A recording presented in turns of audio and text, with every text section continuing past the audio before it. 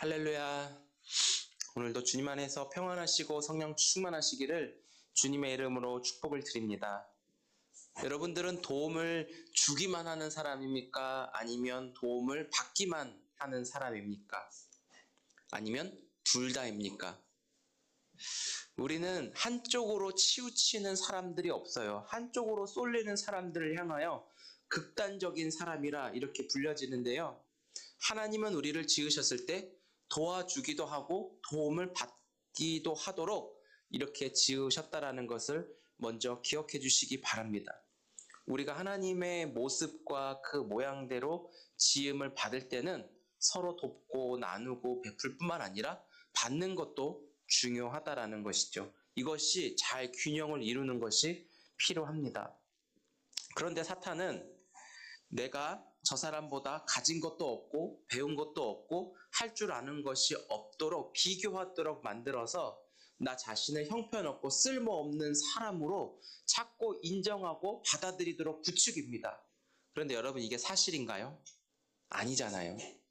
사탄은 자꾸만 내 시선, 내가 바라보는 모든 분야를 부정적이고 그리고 내가 할 수 없도록 여기에만 집중하게끔 해요. 그래서 내 자신을 스스로 쓸모없게 만들도록 사단은 이렇게 우리를 부추기거든요. 다른 사람들과 나를 비교해서 내가 없는 것, 하지 못하는 것, 이런 것에 집중하여 자기 자신을 결국 쓸모없는 사람으로 만들어 버립니다. 사단이 만드는 것이 아니라 내가 나 스스로를 쓸모없고 미련하고 모자란 사람으로 인정하도록 이렇게 내몬다는 것이죠. 우리는 여기에 속아 넘어가지 않기를 주님의 이름으로 축복합니다. 이 자리에 계신 우리 모두는 다 하나님의 사람들이잖아요. 그렇죠? 하나님의 사람들은 그 자체로 소중하고 존귀합니다.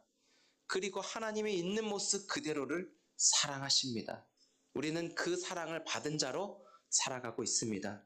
여기서부터 우리 인정하십시다. 세상 종교는 내가 공을 들여야 하고 성공을 해야 되고 이름을 남겨야 되고 돈을 많이 내야 우리를 인정해 주죠. 그렇지만 기독교는 이 모든 것을 다 거꾸로 뒤집습니다. 예수님이 공을 들이셨고 예수님이 성공하셨고 예수님이 승리하셨고 예수님이 다 이루셨습니다. 그래서 그 예수님 안으로 우리를 불러들여 예수님 안에서 그분을 믿고 그분이 주시는 은혜를 받아 살아가도록 우리를 이끄신다라는 것이죠. 엄청난 차이점이 있어요. 오늘 로마서 8장 말씀을 보니까 우리를 향하여 성경은 뭐라고 얘기해요? 한번 따라해 볼까요? 연약한 자, 우리를 연약한 자로 비추어 주고 있습니다. 물론 바울을 비롯한 모든 사람들을 다 포함한 총체적인 말이겠죠. 그런데 왜 사람들이 연약합니까? 로마서 7장에 보니까 사람 안에는 두 마음이 있다라고 이야기를 하고 있어요. 하나님의 법이 존재할 뿐만 아니라 동시에 죄의 법이 함께 있다라는 것입니다. 구원받아 예수님의 생명을 받았음에도 불구하고 하나님의 법에 온전히 따르면서 사로잡히면 되는데 그게 안 된다라는 것이죠. 죄의 법에 사로잡혀 자신이 곤고한 사람, 다른 말로 말하면 비참한 사람이라고 말하고 있습니다. 혹시 바울의 경험을 여러분들도 해보셨습니까? 하나님의 법을 알면서도 머릿속으로 인식하고 마음으로 느끼고 있어요. 그런데 행동은 죄의 법을 따라 살아가는 그 모습 속에서 바울은 괴로워하고 있습니다. 이 방법은 오직 예수 그리스도 안에 있어야만 해방된다, 이 말씀을 하고 있습니다. 여러분, 해방이 다른 말로 구원이잖아요. 그리스도 안에서 성령을 받는 것은 내가 믿음으로 선택하는 것입니다. 어떻게 해요? 말씀을 들음으로, 듣는 중에 그 말씀을 믿게 하신 하나님께서 믿음을 선물로 주셨는데 받아들이는 사람에게는 이렇게 하나님이 역사하시죠. 사람은 할 수 없는데 하나님은 하신다라고 말씀하고 있죠. 그래서 여기서 하나님이 하셔, 하나님이 하셔, 하나님이 하셔, 여기서 이 고백이 나오는 것입니다. 사람은 하나님의 형상과 모양대로 지음받았다라고 말씀하고 있잖아요. 그 사람의 외모, 그 사람의 겉모습만 하나님처럼 지어진 것이 아니라 하나님의 성품과 하나님의 마음, 하나님 닮은 자로 살아가도록 완전하게 지음받은 것이 바로 하나님의 모양과 형상대로 지음받은 것입니다. 그런데 사람들은 하나님의 말씀을 버리고 다른 소리를 듣고 하나님을 멀리하여 주인이 완전히 바뀌어버린 그 삶을 살고 있습니다. 주인이라고 하는 것은 내가 모시고 따르는 그 대상이 주인 아니겠습니까? 그런데 사람은 하나님을 주인으로 모시고 살아야 하는데 관계가 완전히 깨지면서 주인이 달라지면서 그 인생이 속된 말로 폭망이라는 것이죠. 그런데도 하나님은 이런 사람들을 외면하거나 포기하거나 내버려 두지 않으셨다라는 거예요. 하나님은 오래 참으셨어요. 성령의 9가지 열매 중에 우리가 지난주에 살펴본 대로 오래 참았어요. 이게 하나님의 속성인데 성령의 열매로 나타났습니다. 하나님은 기다리셨을 뿐만 아니라 사람이 하나님의 말씀에 순종하지 못하는 것을 아시고 하나님 그 말씀 자체이신 그 예수님이 이 땅에 오셔서 하나님의 뜻을 완전하게 이루셨고 예수님 자체가 새로운 길이 되어 주셨습니다. 그럼에도 로마서에서 말하기를 사람들은 마음에 누구 두기를 싫어한다고요? 하나님 두기를 싫어한다라고 하였습니다. 지난주에 여러분께 말씀드렸습니다. 사람 안에는 하나님이 거하시는 곳이 있어야 한다고요. 그런데 인간이 죄로 인하여서 하나님을 떠나시게 함으로 말미암아 하나님 자리에 다른 것이 대체되었는데 그것이 바로 우상을 숭배하는 재료가 들어있다라고 이야기했습니다. 기억나십니까?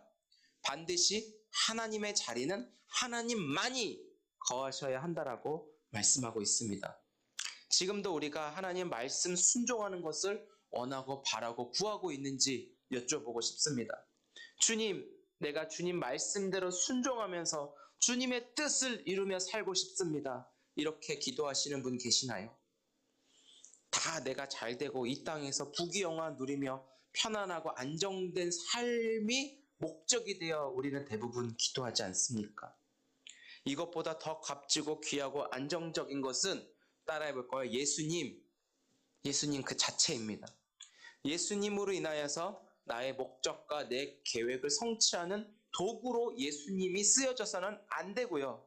내 인생의 유일한 목적지요. 내 인생의 전부가 오직 예수님이 될 때 여기에 기쁨 있고 만족 있고 평안 있고 감사 있고 행복 있고 진짜 누리는 삶이 예수님으로부터 시작되는 것입니다. 그래서 예수님 안에서만 가능하다 이 말씀을 하고 있어요. 로마서 8장 1절에서도 그리스도 예수 안에서만 결코 정죄함이 없다라고 말씀하고 있잖아요. 즉 신앙생활 우리의 삶의 모든 방식은 예수 그리스도 안에서 머무는 것부터 시작해야 함을 믿으시기 바랍니다. 그런데 여러분 그게 안 된다는 거예요. 우리가 조금만 배가 부르고 편안하면 여러분 하나님 잃어버려요. 나 혼자서 나 스스로도 잘할 수 있을 것 같고 오히려 내가 배부르면 하나님이 걸리적거려요. 이렇게 평생을 살아오지 않았습니까? 사람의 습성, 이 속성, 내면에 잠재되어 있는 그 마음이 배가 부르고 편안하고 모든 게 좀 갖춰져 있고 하나님 안 찾아요. 그러면 여러분 일주일 동안 하나님의 이름을 몇 번 불렀습니까? 아버지를 얼마나 찾으세요? 성경을 통하여 하나님의 마음을 알고자 그 간절함이 계속 샘솟아 올랐습니까? 아니면 그냥 분주한 나의 일상에 내가 정해놓은 일을 해치우는 게 우선이었습니까? 이게 굉장히 어렵다라는 거예요. 그런데 이런 마음을 하나님도 아신다라는 것이죠. 그래서 로마서 8장 17절은 이렇게 말해요. 자녀이면 또한 상속자, 곧 하나님의 상속자여 그리스도와 함께한 상속자니 그와 함께 영광을 받기 위하여 고난도 함께 받아야 할 것이니라. 아멘. 여기서 고난을 말하고 있습니다. 저도 곧이라서 고난을 엄청 싫어해요. 그러나 이 고난이 없으면 하나님과 상관없는 사람이 된다라는 것을 우리가 좀 기억해 주셨으면 좋겠어요. 점점 하나님과 내가 멀어지면서 오히려 멀어질수록 멀어진 사람이 하나님을 만드는 사람이 된다는 끔찍함을 우리가 좀 잊어버려서는 안 될 것입니다. 하나님과 멀어진 사람은 내가 하나님이다라고 이상한 소리를 해대고 다니는 정말 괴물 중에 괴물이 될 수도 있다라는 거예요. 하나님을 잃어버려 고난 중에 놓여 있음에도 그게 진짜 고난이라는 것을 모르고 살아가는 사람들도 너무나 많이 있다라는 것이죠. 여러분, 지금 나라가 고난 중에 있습니다. 우리 가정들도 고난이 없는 가정 없습니다. 내 모습을 보면 내가 겪고 있는 것이 가장 큰 고난으로 느껴지기도 합니다. 서로 비교해서 야, 너 정도 고난이면 나는 감당할 수 있어, 이렇게 말해서는 안 되고요. 하나님은 각 사람에게 감당할 수 있는 고난만 주신다라고 말씀하고 있습니다. 하나님이 이런 사람들에게 왜 고난을 주시냐면 하나님과의 그 관계에 놓여 있는 안전장치라는 거. 하나님을 떠나지 않고 고난 중에 하나님의 그 이름을 부를 수 있고 하나님과의 그 관계가 떨어지지 않도록 하나님께서 붙잡아 주시는 안전장치가 바로 고난이라고 말하고 있는 거예요. 그래서 인간의 본성상 하나님을 마음에 두기 싫어하는 그 마음의 인간 상태를 보면 이 고난을 안 줄 수가 없는 것이죠. 이미 사람의 마음 자체가 하나님을 두기 싫어하기 때문에 나타나는 결과가 뭐죠? 음란, 탐욕, 살인, 폭력, 거짓, 투기, 이단, 다양한 이 죄의 열매들, 이거를 내면서 스스로가 완전한 몰락함을 향하여 나아가는 것을 하나님이 눈뜨고 지켜볼 수 없다라는 것입니다. 그래서 고난이라는 장치를 설치해서 우리 모두가 하나님 앞에 이렇게 고백하게 하는 거예요. 하나님, 나는 연약합니다. 하나님, 나는 부족합니다. 한번 따라해 보실까요? 하나님, 나는 연약합니다. 다시 한번요. 하나님, 나는 부족합니다. 하나님, 난 하나님의 도우심이 아니면 살아갈 수 없습니다.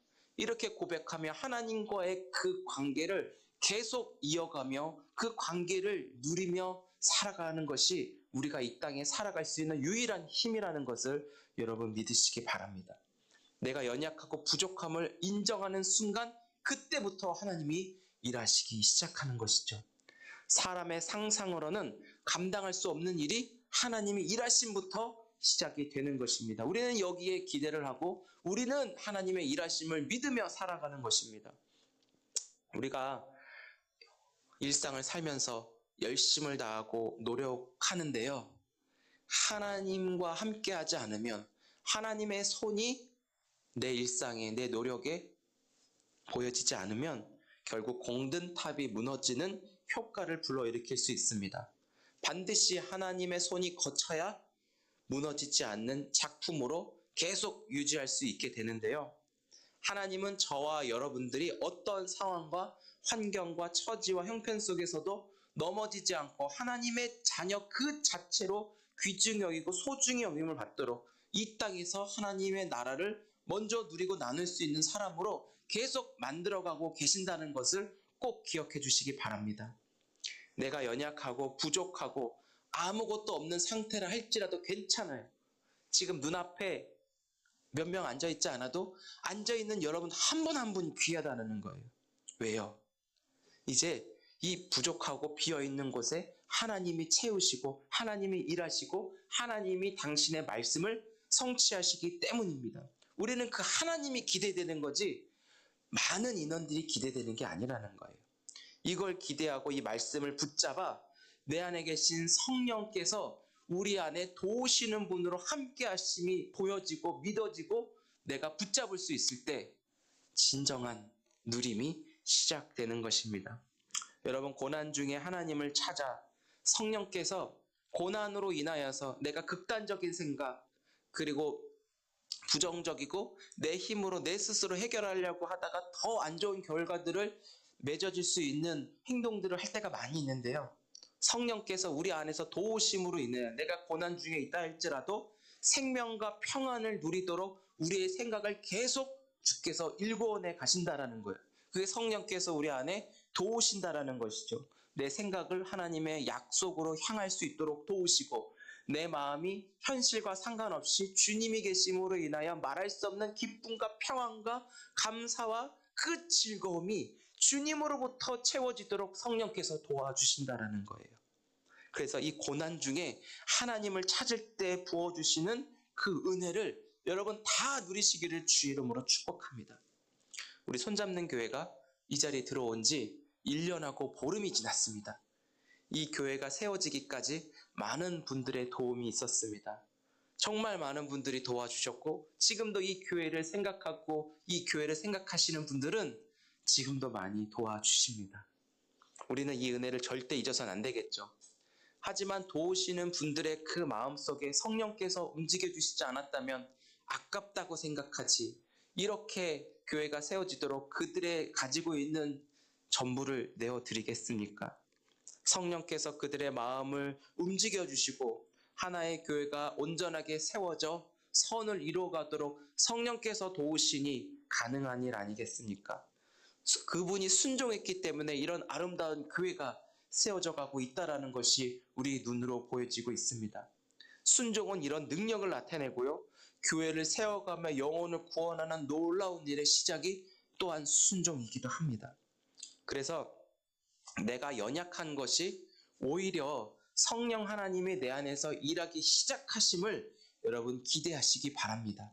나는 안 돼. 지금 내 몸 상태를 봐. 내가 뭘 할 수 있겠어? 이 말은 오히려 하나님의 마음을 아프게 해드리고 언짢게 해드리는 거예요. 호흡이 있고 내가 숨 쉬고 있는 한 지금도 성령께서 우리 안에 도우시고 나와 함께 하시고 그 하나님의 뜻을 이루는 일에 성령께서 우리를 위해 친히 간구하신다는 그 말씀이 믿어지기를 축복합니다. 성령께서 내가 숨 쉬고 있을 때, 기도하고 있을 때 어떻게 기도할지 몰라도 성령께서 나를 위해 기도해 주신다고, 나를 도우신다고, 이 관계적 축복이 얼마나 감사합니까? 내가 눈을 들어 보는 것이 다가 아니라 내 눈을 열어서 보지 못하는 것을 보게 하실 때 보지 못했던 그 하나님이 비로소 내 눈에 보여지도록 성령께서는 내 안에서 하나님의 말씀을 자꾸 보게 하신다라는 거예요. 성령의 열매 중에 오래 참음이 있죠. 오래 참도록 또한 감당하게 하시는 분이 내 안에 계신 성령님이에요. 열매로 인하여서 성령이 내 안에서 힘을 주시고 계심을 우리는 확인하고 있잖아요. 제가 개인적으로 지나온 시절들을 보니까 제가 할 수 없는 것이 너무 많았어요. 잘하는 것도 없었어요. 시험만 봤다 하면 떨어져요. 뭘 이렇게 잘해보려고 하면 오히려 망가뜨리는 은사가 더 컸습니다. 삶의 의미도 못 찾았고요. 길을 잃었고요. 어떻게 살아가는지도 몰랐고 관계는 다 실패했습니다. 할 수 있는 것이라곤 교회에 올라가서 주여 기도하면서 하나님 앞에 매달리는 것밖에 없었습니다. 그런데 웃긴 것은 내가 교회에 올라가서 기도한다고 갔는데 기도를 할 줄 모르는 거예요. 우리는 기도할 때 유창한 말로 화려한 문장을 구사해서 아름답게 기도해야 하나님이 들으신다라고 생각했어요. 하나님은 내 안에 계신 성령님을 통하여 기도하지 못하는 내 마음을 움직이기 시작하니까 유창하지 않아도 그냥 주여 나를 불쌍히 여겨주소서, 주여 나를 책임져 주옵소서, 주여 나를 도와주옵소서 그랬는데 성령께서 나 대신 내 안에서 탄식하며 기도하기 시작하신다는 것이죠.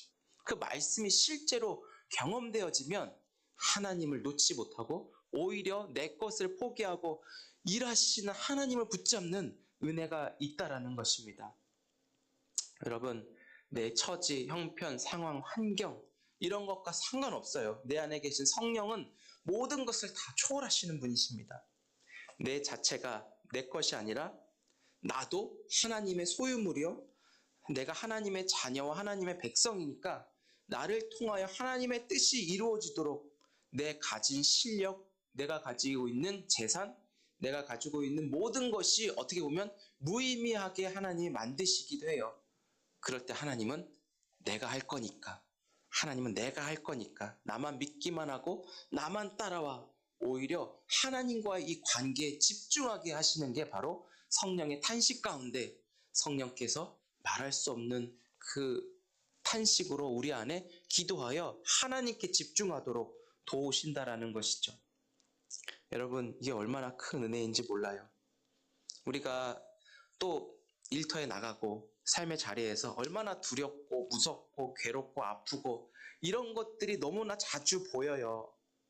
그런데 나의 눈을 하나님의 약속과 그 말씀을 고정케 하셔서 하나님의 도우심을 구하게 하고 하나님의 약속이 생각나게 하도록 성령님은 우리를 이렇게 도우신다는 것을 꼭 기억하며 성령님의 도우심을 누리시기를 주의 이름으로 축복합니다. 사랑하는 성도 여러분, 성령님의 도우심을 받는 것에 여러분 감사하실 수 있기 바랍니다. 제가 며칠 전에 페북에다가도 썼는데 괜찮아요. 이 말은 하나님 앞에서는 아니고 하나님이 주실 때는 무조건 감사함으로 받을 수 있기를 바라요. 현재 우리가 고난 중에 놓여 있을다 할지라도 하나님의 도우심을 구하는 계기로 나의 고난이 사용되었으면 좋겠습니다.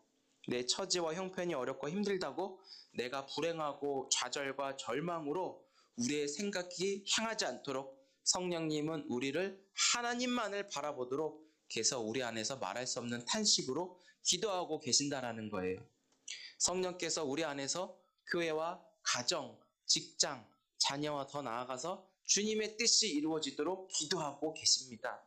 때론 하나님께서 우리가 계속 실패하고 계속 낭망하고 좌절할 때 나는 안 괜찮은데 하나님은 괜찮아 밍밍밍밍밍 그러면서 하나님은 우리에게 이렇게 또 은혜를 주실 때가 있다라는 거예요. 전 여기에 위로가 많이 되었는데 여러분들도 큰 위로가 될 수 있기를 축복합니다.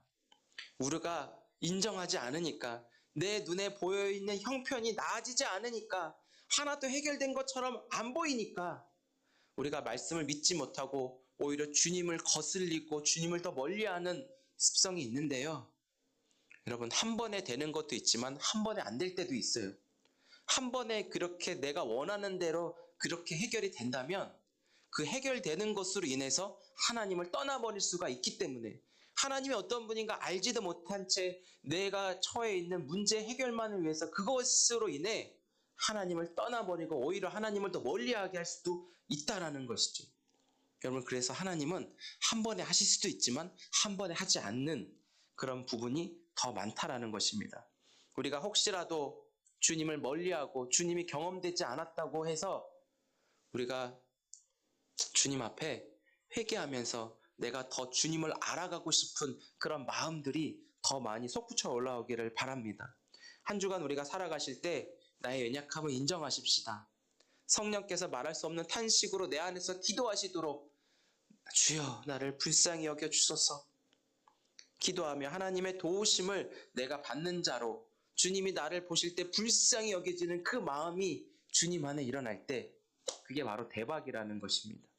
이렇게 주님이 이끄심에 여러분 감사함으로 누리실 수 있기를 바랍니다.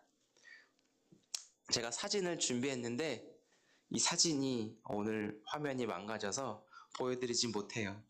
그냥 설명을 드리면 우리가 살다 보면 막다른 길에 놓일 때가 있어요. 우리는 도움을 받아야 할 때가 분명히 있다라는 것이죠. 그런데 여러분 주의 사랑 안에서 이루어진 도움은 결국 공동체를 하나로 만들며 너와 나의 관계 속에서 주님 안에 더 단단하고 더 굳건한 공동체가 선으로 이루어지게 되는 것입니다. 이런 것을 하나님이 보시고 심히 좋았다 말씀하신다라는 것입니다. 여러분 부부도 서로 돕고 섬기면서 거기서 무엇을 느끼죠? 서로 사랑을 느끼는 거예요. 돕고 섬기는 가운데 대가를 바라는 사랑이 아니라 이 사람의 존재 자체만으로도 사랑하고 하나님이 나에게 붙여주신 사람으로 사랑할 때 섬김, 도움 이게 그냥 자연스럽게 대가 없이 지불이 되는 것이죠. 내가 섬김을 받고 도움을 받을 때 이 사람의 사랑도 덩달아 알아가게 되는 것입니다. 여러분 저를 한번 좀 따라해 주시겠습니까? 저를 많이 도와주세요. 다시 한번요. 저를 많이 도와주세요. 따르게 한번 해주세요. 제가 당신의 도움이 되겠습니다. 아멘. 우리가 서로가 서로를 도울 때 성령께서 이 도움의 모든 것을 완성해 주실 뿐만 아니라 우리 서로가 하나 되는 그런 아름다움을 나타내 보이심으로 인해서 합력하여 선을 이루는 성령 하나님의 일하심이 이 교회 안에 나타나게 되는 것입니다. 할렐루야. 우리가 한 주간 우리 가정, 교회, 일터 안에서 이 놀라운 일들이 경험되어지고 하나님 하시는 그 은혜를 서로 나눌 수 있는 그 축복이 있는 한 주간 될 수 있기를 주의 이름으로 소망합니다.